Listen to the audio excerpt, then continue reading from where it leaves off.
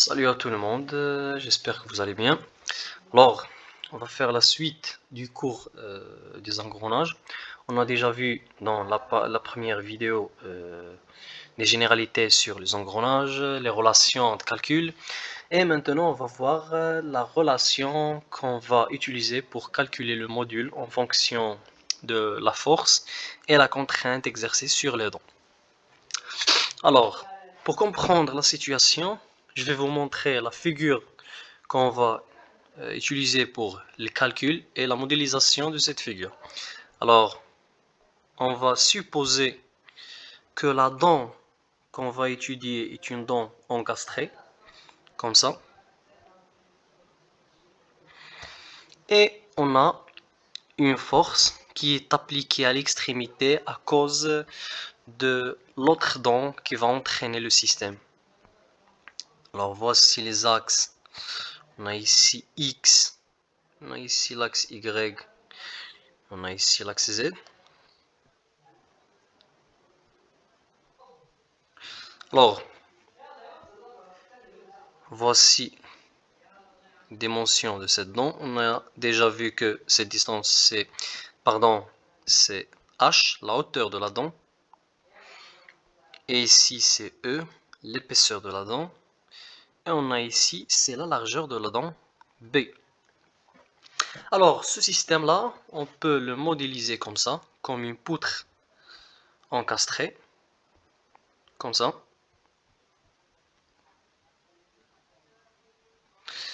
Avec les axes qu'on a définis tout à l'heure, X, Y, et on a ici Z. Avec les mêmes dimensions, E, ici H, et d'une largeur B. D'accord? Alors, et de n'oublier pas la force T. Alors, pour calculer le module, on va faire la condition de résistance en flexion, c'est sigma inférieur ou égal à sigma admissible. C'est bien. Alors, c'est la première condition à atteindre. Donc, sigma est égal à quoi? Sigma est égal le moment fléchissant fois la distance où la contrainte est appliquée, où la force est appliquée, sur IZ. Le moment quadratique par rapport à Z. Inférieur toujours ou égal à sigma admissible. Bien.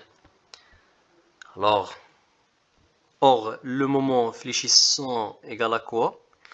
Égale la force T fois la hauteur H. C'est ça le moment. C'est T fois H.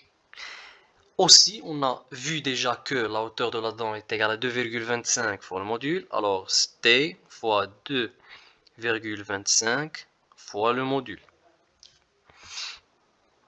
Donc, on va en placer dans notre relation. On aura sigma, on aura le moment fléchissant, c'est T fois 2,25 fois le module, fois l'épaisseur sur 2 sur IZ.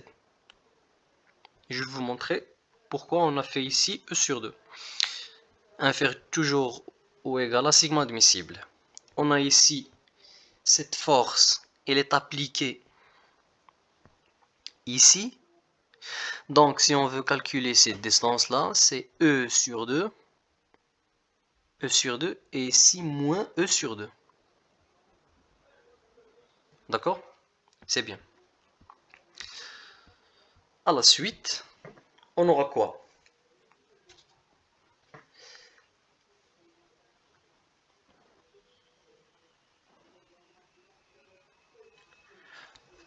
On aura le moment quadratique qui est égal, on a ici IZ, qui est égal par définition E3 fois B sur 12.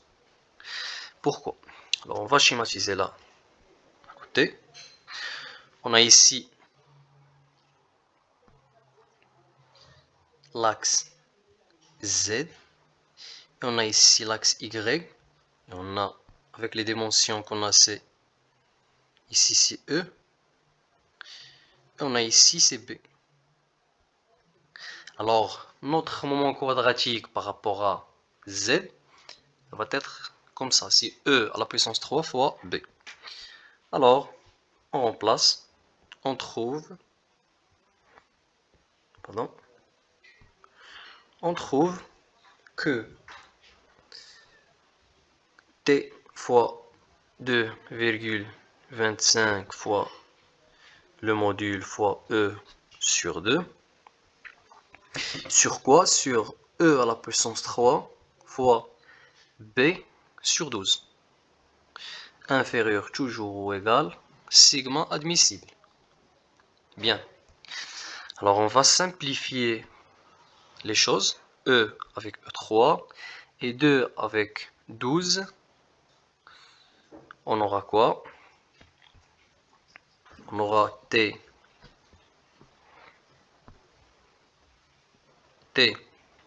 fois 2,25 fois le module sur E carré fois P sur 6. Inférieur ou égal, toujours sigma admissible. Alors on va faire monter cette 6 ici. On aura 6T fois 2,25 fois le module. Alors on continue. On a déjà vu dans les relations d'engrenage que E, l'épaisseur égale le pas 2 fois l'épaisseur est égal le pas, implique que le pas sur 2 égale à E. Et aussi que le pas égale pi fois le module. On va remplacer cette valeur-là ici. On aura quoi? On aura 6 fois T fois la force fois 2,25 fois le module inférieur à sigma admissible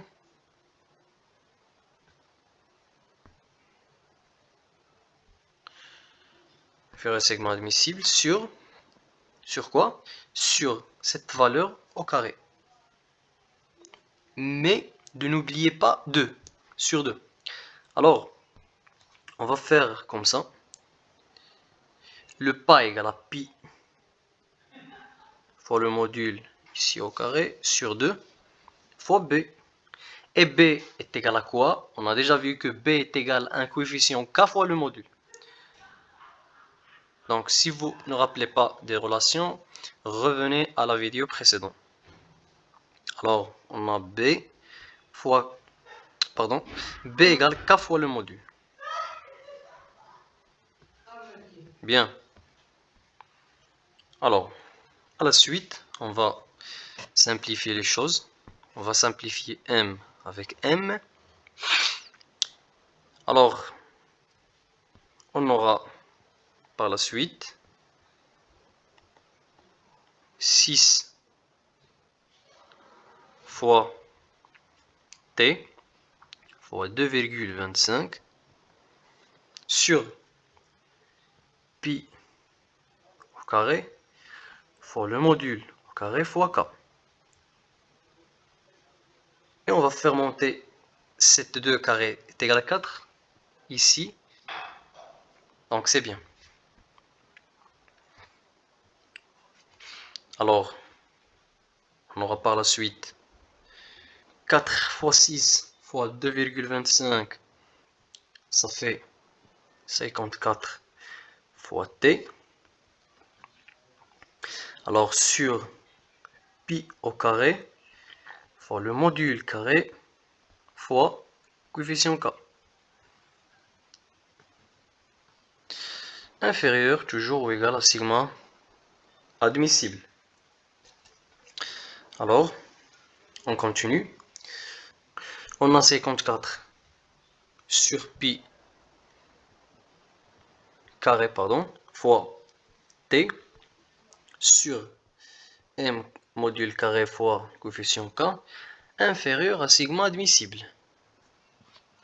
Voici, on va faire 54 divisé par pi au carré va nous donner 5,476 fois t, la force sur le module carré fois k inférieur ou égal à sigma admissible. Alors, le module au carré supérieur à quoi? Supérieur à la force T. Donc 5,476 sur K fois sigma admissible. Alors, par la racine, on va faire M supérieur ou égal à la racine de cette quantité-là. Donc, fois T sur K fois sigma admissible. Alors, on aura la valeur finale, c'est le module supérieur ou égal à 2,338 racine de T sur K fois sigma admissible. Alors, c'est ça la valeur finale du module en fonction de la force T, coefficient K et sigma admissible, la contrainte appliquée sur la dent. Alors, j'espère que vous avez bien compris cette démonstration. À tout à l'heure à une autre vidéo, Inch'Allah.